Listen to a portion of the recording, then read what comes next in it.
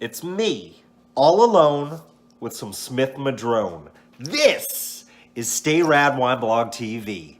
Hit it!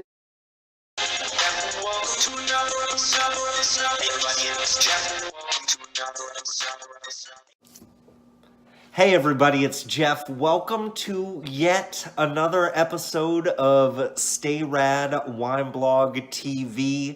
I'm about to jump on the We Like Drinking podcast tonight, and I want to make sure that the wine I was drinking on the podcast got its time in the spotlight, so I wanted to do this video for y'all. This was a sample that was sent to me by Julianne, who does the marketing for Smith-Madrone Winery in Napa Valley. They are from the Spring Mountain District. All the fruit that they have is in the same general area of the Spring Mountain District. 1,800 feet in elevation, and this is their 2014 Cabernet Sauvignon. So this is 85% Cab Sauvignon, 8% Cab Franc. I know Lori likes that.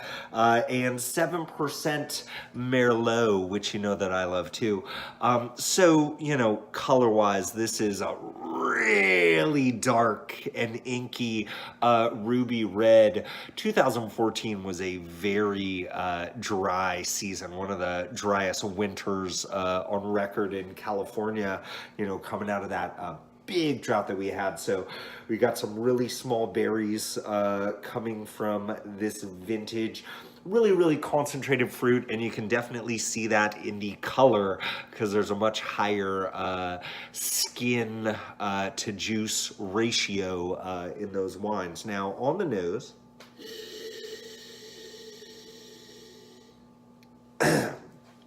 really this classic dark plum and cassis on the nose with some red currant as well. There's a gravelly type of play in there, like it's kind of like you're driving on like a gravelly driveway out in the country, and that dust kind of kicks up. You're getting a little bit of that, like a little bit of this like cellar dust, a little bit of cedar as well. 70% new French oak on this, 30% was 1 year old or once used French oak, and this was aged for 18 months. And on the palate,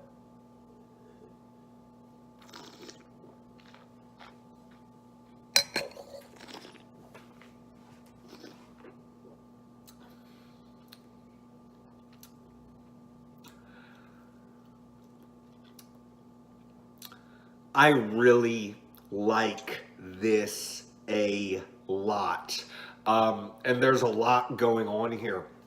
This is very much, it's interesting because I think sometimes when we talk about a wine being like a fruit bomb, you know, we can thank our friend Gary Vaynerchuk for kind of getting us to think of that in this as this like pejorative, like a way to like sometimes disrespect a wine, although there are plenty of fruit bombs that of course he has loved throughout the years. I think sometimes Napa gets a bad name for having this really like deep and intense fruit. A lot of times we might think of that as being like a one-note type of wine. This is not the case with this Napa Valley Cab right here. I'm not gonna lie, the fruit on this is intense. Like a circus, it is intense.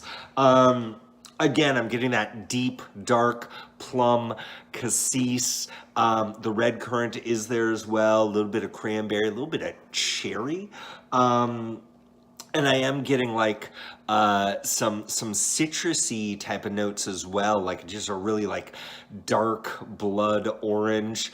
I do have to say, and full disclosure, I do this in my kitchen, and as I'm talking to you right now, I've got like all these lemons and oranges like right underneath me. So please understand, there might be a visual influence there, but I am getting some of those citrusy notes as well. And so, as fruit balmy as this is also like not even close to a one trick pony. This is extremely well balanced. I'm getting this beautiful, bright, high acidity.